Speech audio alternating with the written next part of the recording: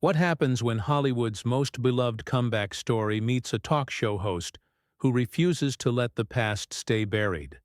Tonight, we're diving into one of the most shocking moments in late-night television history, when Robert Downey Jr. found himself in a verbal battlefield that would end with security escorting him off the Jimmy Kimmel Live set. This wasn't just another celebrity interview gone wrong. This was a calculated ambush that exposed the ugly side of entertainment journalism.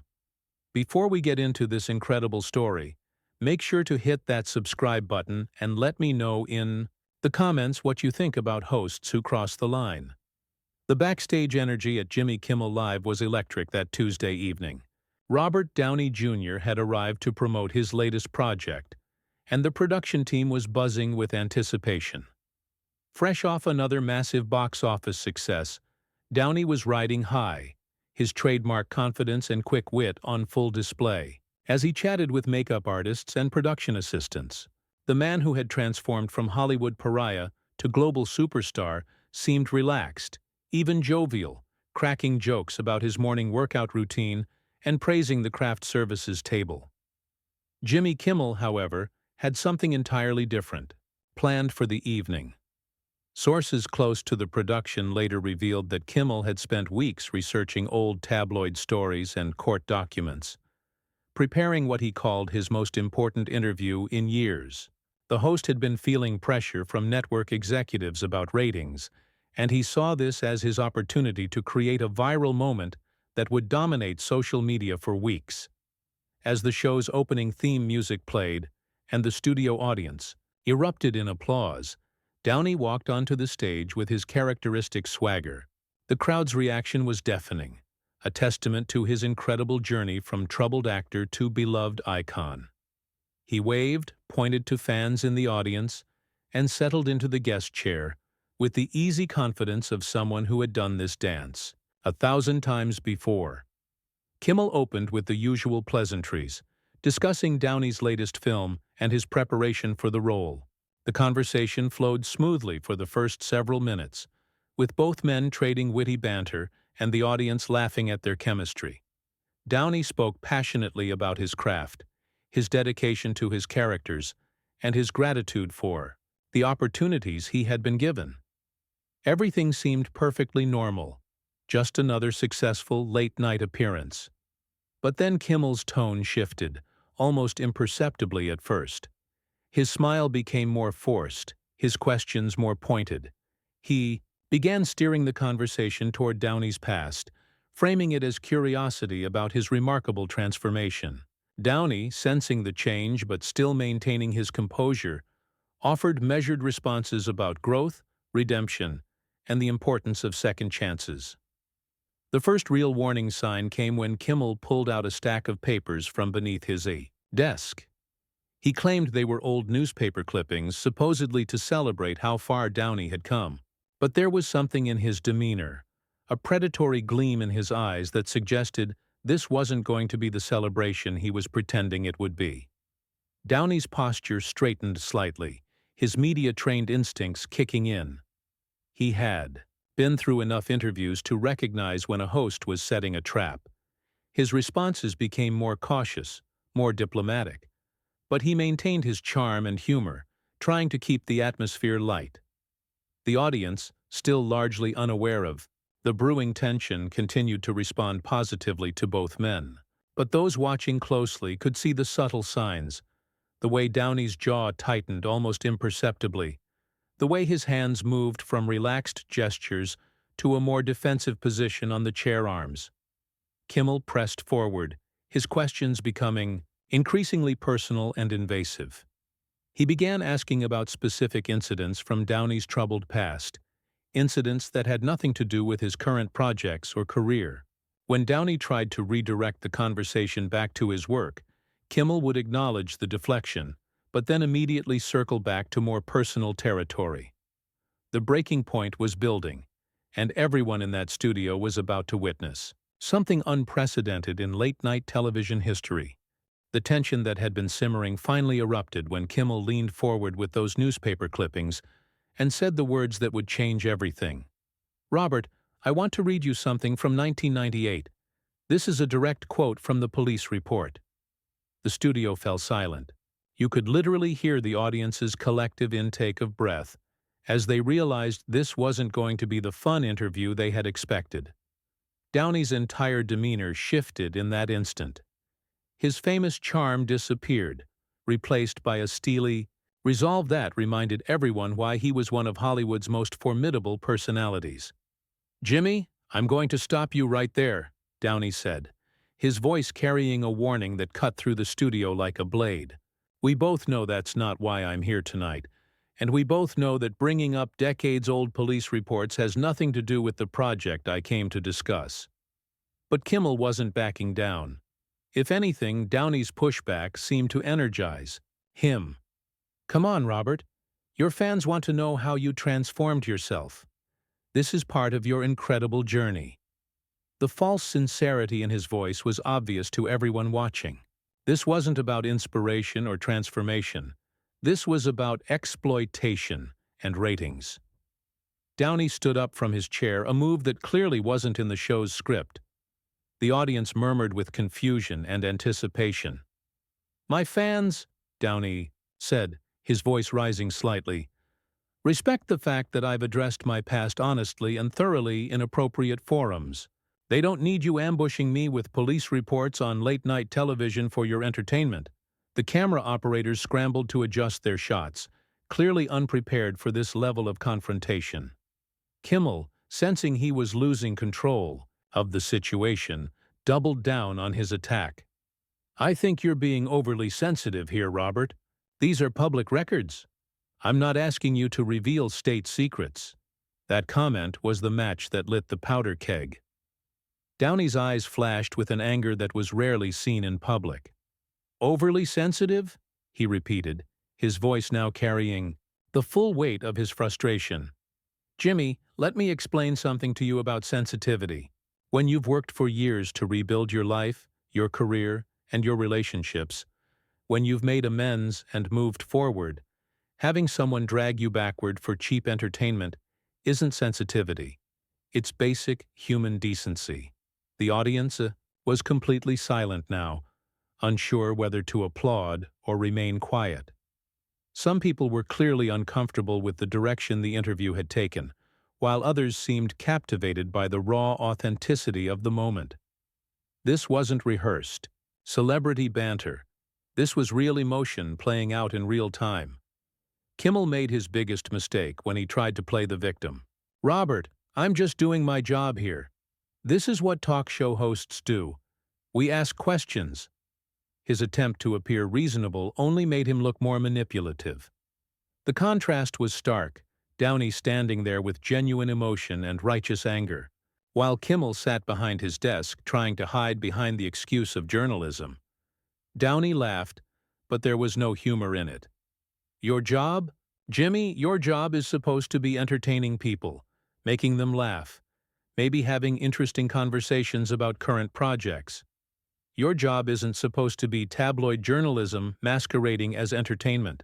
There's a difference between asking questions and staging an ambush." The host's facade was beginning to crack. His carefully constructed image of the affable, harmless comedian was dissolving as viewers saw something much less appealing underneath. "I think you're overreacting," Kimmel said, but his voice lacked conviction. "These stories are already out there. I'm not breaking any news here." Downey moved closer to Kimmel's desk, not threateningly, but with the presence of someone who commanded respect. "That's exactly the problem, Jimmy. You're not breaking news. You're not providing insight. You're not even entertaining anyone. You're just exploiting old pain for cheap ratings. And the worst part is, you're doing it while pretending to be my friend." The accusation hung in the air like smoke. Kimmel's discomfort was becoming more obvious by the second. He shuffled his papers nervously, clearly realizing that his planned ambush had backfired spectacularly. The audience was beginning to turn against him, and even his own production team looked uncomfortable with how the situation was unfolding.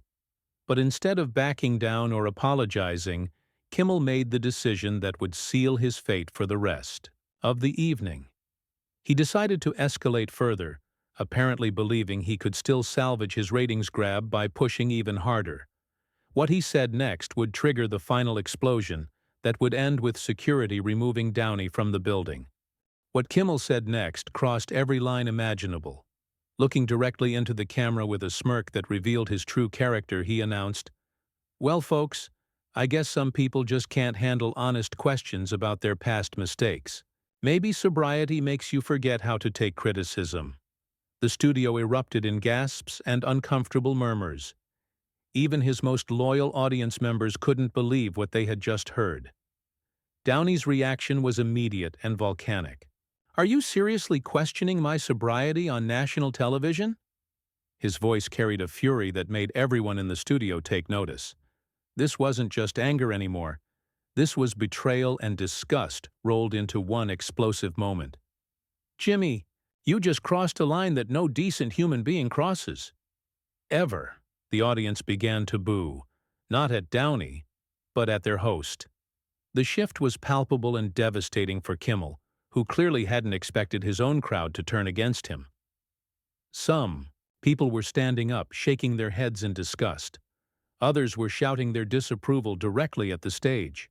The carefully orchestrated television environment was dissolving into chaos.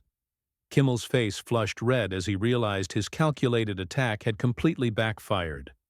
"I was just making an observation," he stammered, but his weak attempt at damage control only made things worse. The smugness was gone now, replaced by panic, as he watched his reputation crumble in real time. Downey stepped even closer to the desk, his presence commanding the entire studio. "An observation? You think questioning someone's sobriety is just an observation? Jimmy, you have no idea what you've just done. You've shown everyone watching exactly who you really are behind that fake smile and rehearsed jokes." The production team was in complete disarray. Cameras were still rolling, but producers were frantically trying to figure out how to handle the situation. Some were signaling to cut to commercial, others were gesturing to keep filming. Nobody had prepared for this level of confrontation, and it showed in every confused face behind the cameras. Kimmel made one final desperate attempt to regain control. "Robert, maybe we should just take a breath here and—" But Downey cut him off with a gesture that silenced the entire studio. "No, Jimmy, you don't get to play the reasonable one now. You planned this ambush. You brought out those police reports. You questioned my sobriety on live television. And now you want to pretend like this was all just a misunderstanding? The only misunderstanding here was me thinking you were a decent person." The host's eyes darted around the studio looking for support that wasn't there. His band leader looked uncomfortable. His sidekick had gone completely silent, and even his production team seemed to be distancing themselves from the disaster unfolding on stage. That's when Downey delivered the line that would be replayed on social media for months afterward. "You know what the real tragedy is here, Jimmy? You had a chance to have a real conversation with someone who's actually lived through something meaningful. Instead, you chose to be a vulture feeding on old wounds. That says everything about who you are as a person and nothing about who I am." The audience erupted in applause, finally having a moment they could support. But their applause only seemed to enrage Kimmel further. His mask was completely off now, revealing the petty, ratings-hungry person underneath. "Fine, Robert. If you can't handle a real interview, maybe you should stick to scripted movies, where everyone has to pretend you're the hero." That insult was the final straw. Downey's response was swift and devastating. "At least when I'm playing a hero on screen, I'm not pretending to be someone's friend while stabbing them in the back. The difference between us, Jimmy, is that my acting is honest, yours is just pathetic." The studio fell completely silent except for scattered applause from audience members who couldn't contain their support for Downey. Kimmel sat behind his desk looking smaller than anyone had ever seen him, clearly realizing that his attempt at creating a viral moment had instead destroyed his credibility. Downey began walking toward the stage exit, but turned back for one final statement that would cement this moment in television history. "I came here tonight to talk about my work, to connect with fans, and to have some fun. Instead, I got reminded why some people in this business care more about exploiting others than entertaining them. That's on you, Jimmy, not me. As Downey headed for the exit, Kimmel made his most desperate move yet. He signaled to security, apparently hoping to make it look like Downey was being removed for being disruptive, rather than walking away from his unprofessional behavior. Two security guards approached Downey near the stage exit, clearly uncomfortable with their instructions. Downey looked at the guards, then back at Kimmel, and smiled for the first time since the confrontation began. "Really, Jimmy? Security? For someone walking away from your disaster of an interview?" He turned to the guards with complete calm. "Gentlemen, I was already leaving. You're welcome to escort me out if it makes your boss feel better about what just happened here." As the security guards awkwardly walked alongside Downey toward the exit, the audience gave him a standing ovation that lasted until the cameras finally cut away. Kimmel sat alone at his desk, his planned ambush having turned into his own public humiliation. The raw authenticity of Downey's response, combined with Kimmel's obvious manipulation and cruelty, created a moment that perfectly illustrated the difference between genuine character and manufactured television personas. One man walked away with his dignity intact, while the other was left to face the consequences of his calculated cruelty. What did you think of this incredible confrontation? Was Downey right to walk away, or should he have stayed and continued the fight? Let me know in the comments below, and don't forget to subscribe for more stories about the moments when Hollywood's biggest stars show us who they really are behind the cameras.